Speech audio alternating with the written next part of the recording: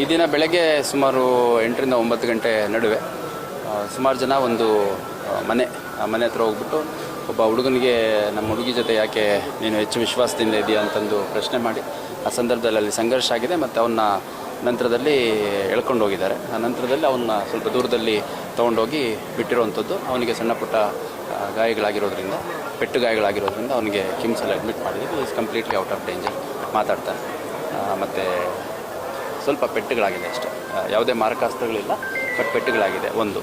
ಎರಡನೇದು ಅದಾದಮೇಲೆ ನಮ್ಮ ಹುಡುಗನ್ನ ಎಲ್ಲಿ ಕರ್ಕೊಂಡು ಹೋಗಿದ್ದೀರಿ ಅಂತ ಹುಡುಗನ ಕಡೆಯವರು ಒಂದು ಹುಡುಗಿ ಮನೆ ಹತ್ರ ಹೋಗ್ಬಿಟ್ಟು ಅಲ್ಲಿ ಕೂಡ ಅವರು ಸಂಘರ್ಷ ಆಗಿದೆ. ಅಲ್ಲಿ ಕೂಡ ಒಬ್ಬನಿಗೆ ಪೆಟ್ಟಾಗಿದೆ, ಅವನಿಗೂ ಕೂಡ ಹಾಸ್ಪಿಟಲೈಸ್ ಮಾಡಿದ್ದೀವಿ. ಮತ್ತು ಈಗ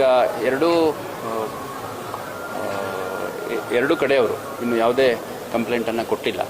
ನಾವು ಈಗಾಗಲೇ ಕೆಲವ್ರನ್ನ ವಶಕ್ಕೆ ತೊಗೊಂಡಿದ್ದೀವಿ ಮತ್ತು ಅವ್ರು ಏನು ಕಂಪ್ಲೇಂಟ್ ಕೊಡ್ತಾರೆ ಅನ್ನೋದ್ರ ಮೇಲೆ ಮತ್ತೆ ಮುಂದಿನ ಪ್ರಕರಣ ದಾಖಲು ಮಾಡ್ಕೊಂಡು ತನಿಖೆಯನ್ನು ಮಾಡ್ತೀವಿ. ಏನು ರೀಸನ್ ಸರ್ ಇದು? ಯಾವುದು ವೈಯಕ್ತಿಕ ಕಾರಣ ಇದೆ, ಅದನ್ನೆಲ್ಲ ನಾನು ಹೇಳಲಿಕ್ಕೆ ಇಷ್ಟಪಡಲ್ಲ. ಅವ್ರ ವೈಯಕ್ತಿಕ ಕಾರಣಗಳ ಹಿನ್ನೆಲೆಯಲ್ಲಿ ಈ ಒಂದು ಸಂಘರ್ಷ. ಅಲ್ಲ ಸರ್, ಈಗ ಹಿಂದೂಪರ ಸಂಘಟನೆ ಲವ್ ಜಿಹಾದ್ ಮಾಡ್ತಿದ್ದಾರೆ ಅಂತೇಳಿ ಹುಡುಗನ ಠಾಣೆಗೆ ಒಪ್ಪಿಸಿರುವಂಥದ್ದು, ಇವರು ಹೋಗಿ ವಾಪಸ್ ಗಲಾಟೆ ಮಾಡಿರುವಂಥದ್ದು. ಈಗ ನೋಡಿ, ಅವ್ರವ್ರ ಇಂಟರ್ಪ್ರಿಟೇಷನ್ ಅವ್ರು ಹೇಳ್ತಾರೆ. ಇಲ್ಲಿ ಭಾಳ ಸ್ಪಷ್ಟವಾಗಿ ಹುಡುಗಿ ಇಬ್ಬರು ಜೊತೆಗೆ ಓಡಾಡ್ತಿದ್ರು ಅನ್ನುವಂಥದ್ದು. ಹಂಗಾಗಿ ಹುಡುಗಿ ಕಡೆಯವರು ಈ ಒಂದು ಘಟನೆಯನ್ನು ಮಾಡಿದ್ದಾರೆ. ಆಮೇಲೆ ಹುಡುಗನ ಕಡೆ ಅಂತ ಅವರು ಹೇಳುವಂಥದ್ದು, ಹುಡುಗಿ ನಮಗೆ ಪರಿಚಯ ಎಲ್ಲ ಇದ್ದು, ಬಟ್ ಯಾಕೆ ಈ ರೀತಿ ಆಗಿದೆ ಅನ್ನೋದು ಗೊತ್ತಿಲ್ಲ ಅನ್ನೋಂಥದ್ದಷ್ಟೇ ಅವರು ಹೇಳ್ತಾರೆ.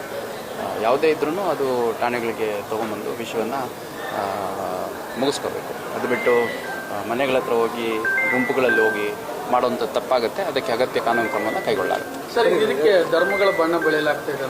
ಒಂದು ಕಡೆ ಲವ್ ಜಿಹಾದ್, ಹಿಂದೂ ಮುಸ್ಲಿಂ ಈ ರೀತಿ ಹುಬ್ಬಳ್ಳಿ ಸೆನ್ಸಿಟಿವ್ ಏರಿಯಾ ಸರ್, ತಾವೇನು ಇಲ್ಲ ನೋಡಿ, ಭಾಳ ಸ್ಪಷ್ಟವಾಗಿ ಏನೇ ಅಲ್ಲಿ ಘಟನೆ ಆಗಿದೆ ಆ ಘಟನೆಗೆ ಅನುಗುಣವಾಗಿ ಕಾನೂನು ಕ್ರಮವನ್ನು ಕೈಗೊಳ್ತೇವೆ.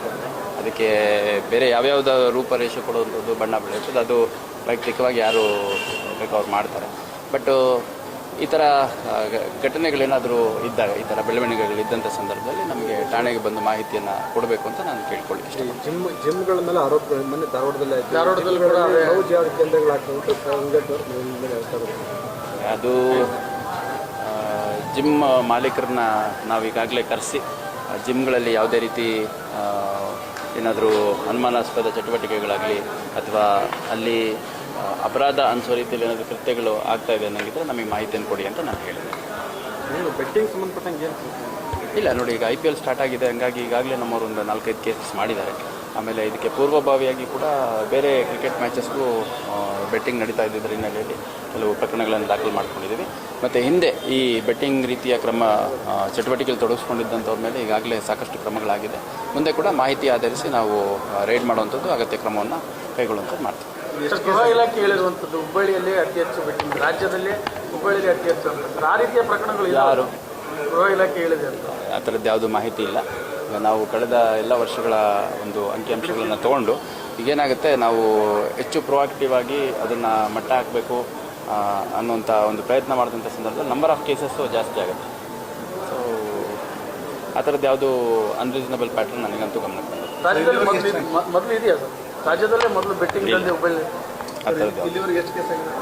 ಸೊ ನಂಬರ್ ಆಫ್ ಕೇಸಸ್ ನನಗೆ ಗೊತ್ತಿಲ್ಲ. Thank you.